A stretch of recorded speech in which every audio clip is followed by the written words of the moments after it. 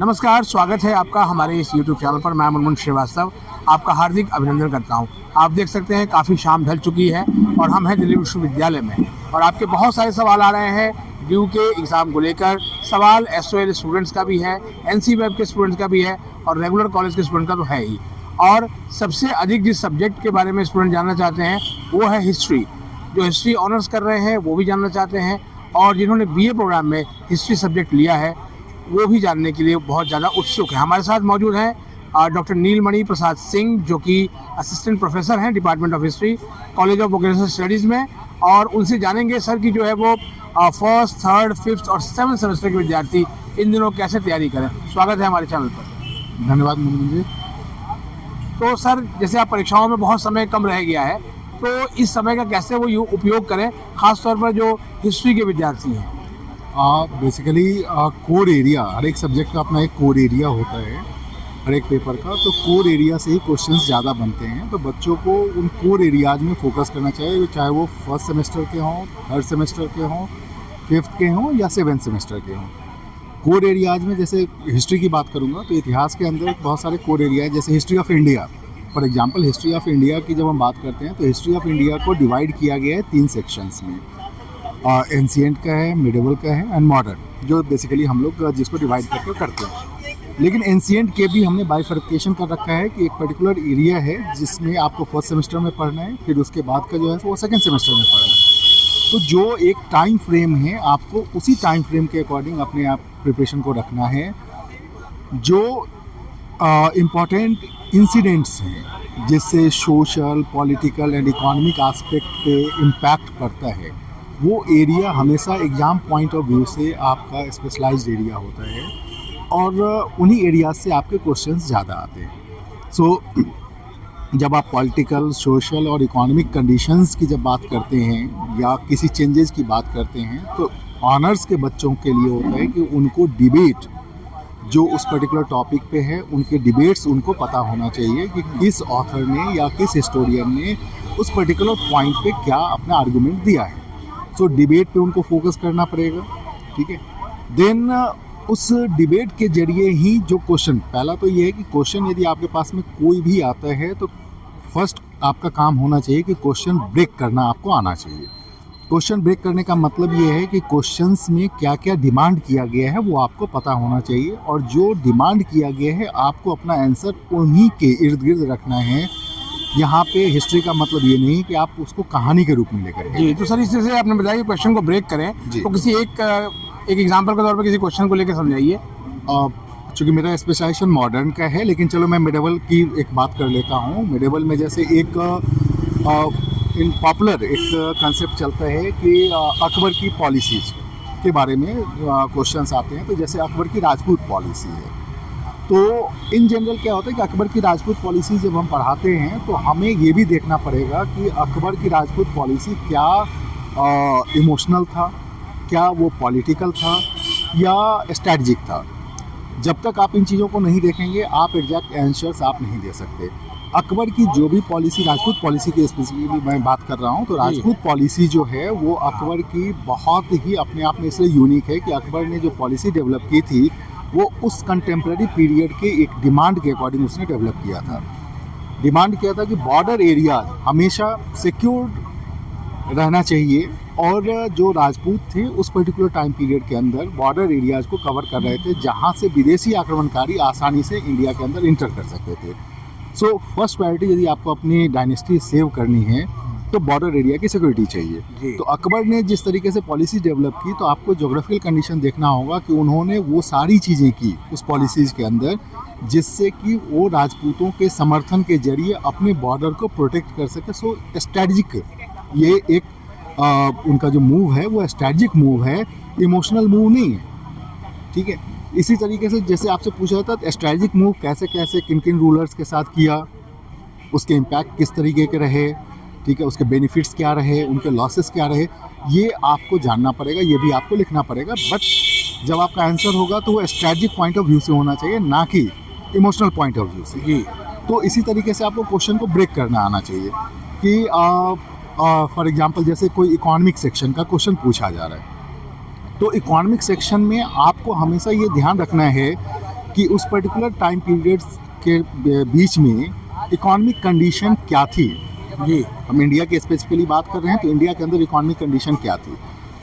जैसे एक मैं एक लंबा ही पूरे पीरियड को आपको एक एग्जांपल के रूप में बता रहा हूँ कि इंडिया को कहा जाता है गोल्डन बर्ड, ठीक है, सो सोने की चिड़िया कहा जाता है। इन जनरल यदि आप सोचेंगे तो लोग ये कह सकते हैं क्या कि सोने की चिड़िया का मतलब ये है क्या कि कोई चिड़िया रही होगी जो गोल्डन कलर की रही होगी या सोने के कुछ ऐसे रहे होंगे जो महंगी बिकती होगी। ये नहीं है। गोल्डन का मतलब ये है कि आपका ट्रेड एंड कॉमर्स जो है इंडिया का वो एंशिएंट टाइम से ही आपका काफ़ी फ्लोरिस्ट रहा है, काफ़ी बढ़िया रहा है। और इकोनॉमिक इनफ्लो जो इकोनॉमिक जो ट्रांजेक्शन्स था वो इंडिया के फेवर में होता था। जी जैसे रोमन एम्पायर में आप देख लें तो रोमन एम्पायर का डिक्लाइन इसलिए हुआ क्योंकि रोमन एम्पायर के जितने भी इकोनॉमी थे वो आपके पास आ रहा था सिल्वर के रूप में, और आपके जो मैन्युफैक्चर्ड गुड्स थे उसकी डिमांड्स वहाँ इतनी ज़्यादा हाई हो गई थी कि उनकी सारी इकोनॉमी इंडिया की तरफ मूव कर गई थी। ये एंशिएंट पीरियड का है। सो यदि आपको इकोनॉमिक एस्पेक्ट से पूछ रहा है तो आपको बिल्कुल फोकस करना है इकोनॉमिक एस्पेक्ट पे। वहाँ पे आपको ये देखना है कि इकोनॉमी में कौन से सेक्टर्स के डिमांड्स ज़्यादा हैं, वो आपको मेंशन करना है। सो क्वेश्चन के डिमांड के अकॉर्डिंग ही आपका आंसर होना चाहिए। मॉडर्न पीरियड में आते हैं तो गोल्डन वर्ल्ड का कंसेप्ट ख़त्म इसलिए हो गया क्योंकि हम कहीं ना कहीं कॉलोनियल स्टेट में डेवलप हो चुके थे। कॉलोनियल स्टेट जो है मैं ये मानता हूँ कि कॉलोनियल स्टेट जो है उसके दो फेज रहे। एक फेज 1757 से 1857 का रहा है जिसके बीच में इंडिया रूल्ड हुआ है ब्रिटिश ईस्ट इंडिया कंपनी के जरिए, ब्रिटिश गवर्नमेंट के जरिए नहीं। और 1958 से 1947 तक का जो पीरियड है वो इंडिया रूल्ड हुआ है ब्रिटिश गवर्नमेंट से। So British east India company एक ट्रेडिंग कंपनी है। सो हमें ये भी ध्यान रखना पड़ेगा क्या कि ब्रिटिश ईस्ट इंडिया कंपनी के जितने भी काम हैं हम एक ट्रेडर के रूप में देखें, उसको उस तरीके से देखने की कोशिश करें कि उनका जो भी मूव है उस मूव के पीछे उनका इंडिविजुअल इंटरेस्ट क्या रहा, क्योंकि ट्रेडिंग का अपना एक इंडिविजुअल इंटरेस्ट होता है। सोशल वेलफेयर के नाम पे भी यदि किसी तरीके की कोई मूव चलाते हैं तो उसके पीछे भी उनका कोई ना कोई कोई इंटेंशन होता है। सो ये सारी चीज़ें आपको देखनी होगी। सो ये इकोनॉमिक मूव का है। सोशल पैटर्न, जैसे कई सारे सोशल इश्यूज हैं। सोशल इश्यूज जिसको ब्रिटिश ईस्ट इंडिया कंपनी जब आती है तो उसने सोशल इश्यूज को हाईलाइट किया, ये बताने की कोशिश की कि इंडिया जो है डिप्राइव्ड सोसाइटी है, उसे हम अपग्रेड सोसाइटी के रूप में कन्वर्ट करने की कोशिश कर रहे हैं। बट आपको यहाँ ये देखना होगा कि क्या इंडिया वाकई में डिप्राइव्ड था।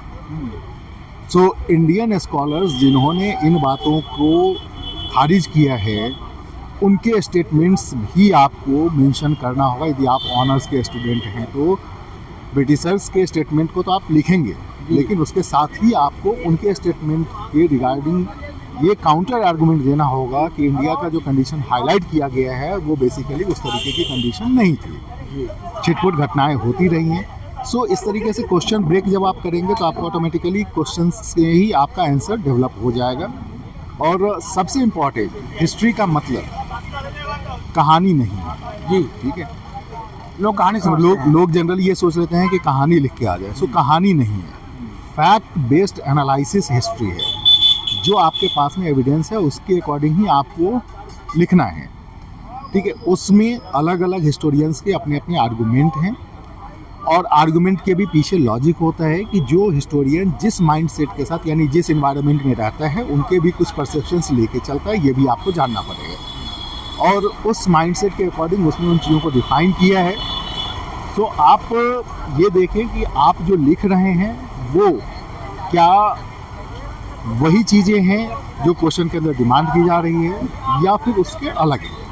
सो आपको माइंडसेट के साथ ये भी देखना पड़ेगा कि आपका जो अप्रोच है वो क्या है।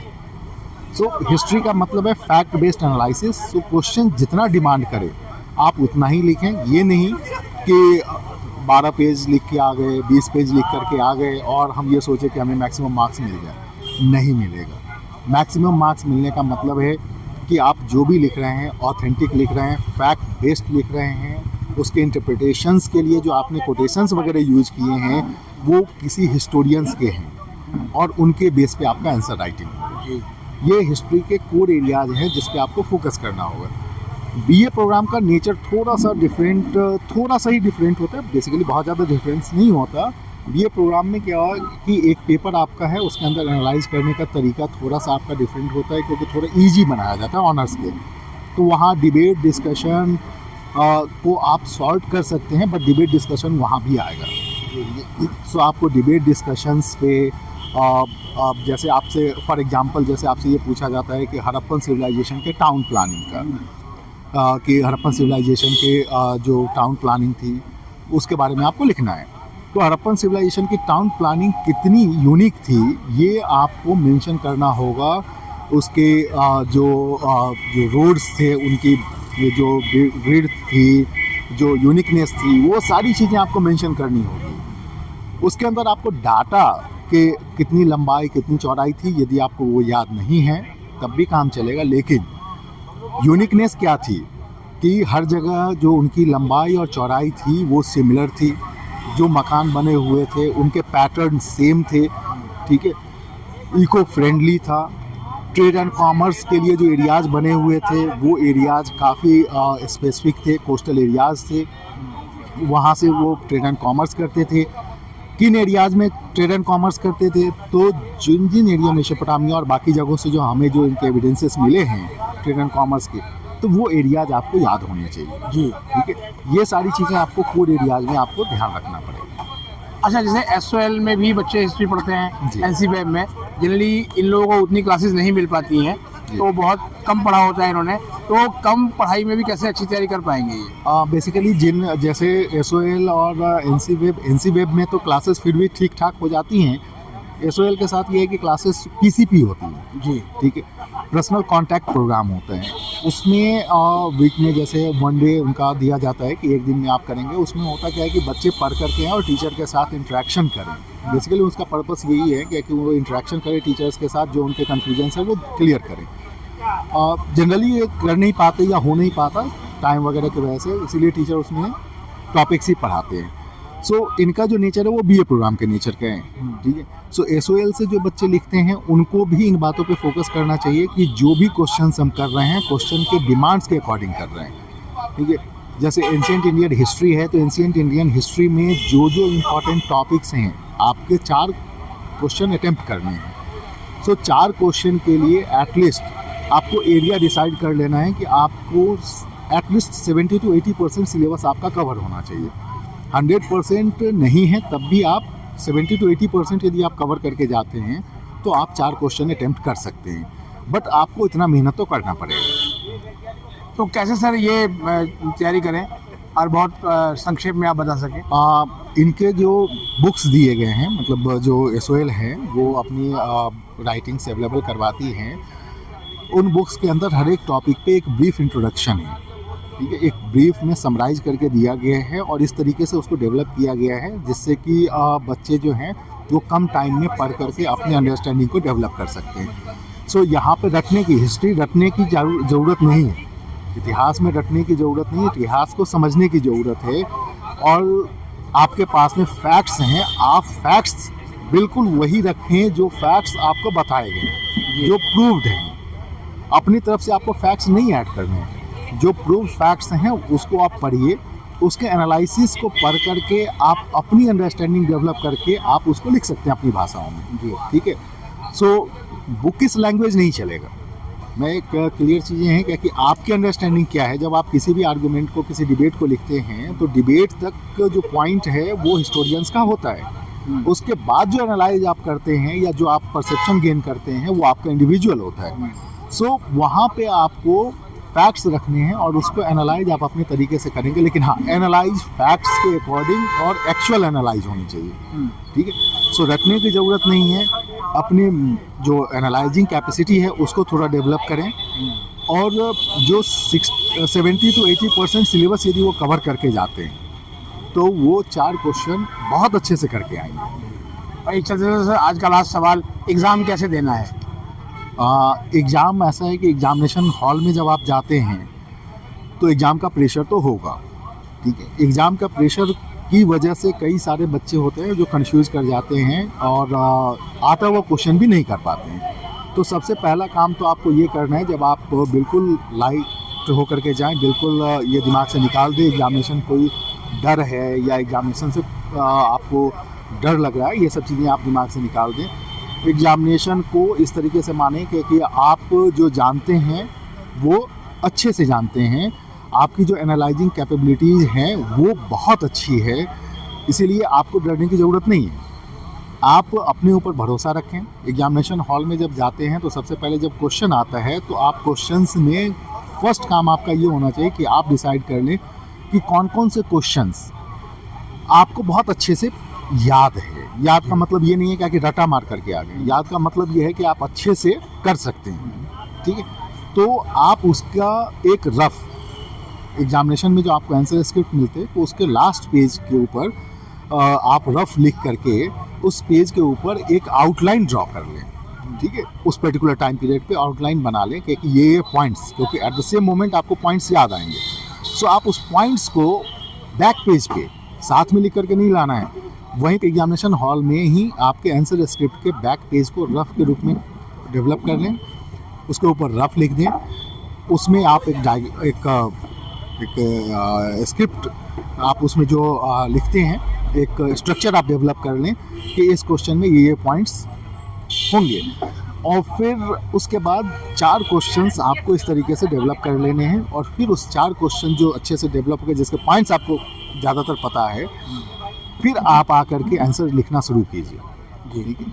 सो कन्फ्यूजन की ज़रूरत नहीं है, कन्फ्यूज होने की ज़रूरत नहीं है। एनालाइजिंग पे फोकस करें और जो आपका जो फैक्ट्स हैं बस उसी पे फोकस करें। बहुत बहुत धन्यवाद प्रोफेसर नीलमणि, इतने आसानी से सब शब्दों में स्टूडेंट्स को जानकारी देने के लिए, और हम उम्मीद करेंगे कि विद्यार्थियों को इससे बहुत हेल्प मिलेगी। कुछ और सवालों के साथ फिर आपसे मिलेंगे। बहुत बहुत धन्यवाद।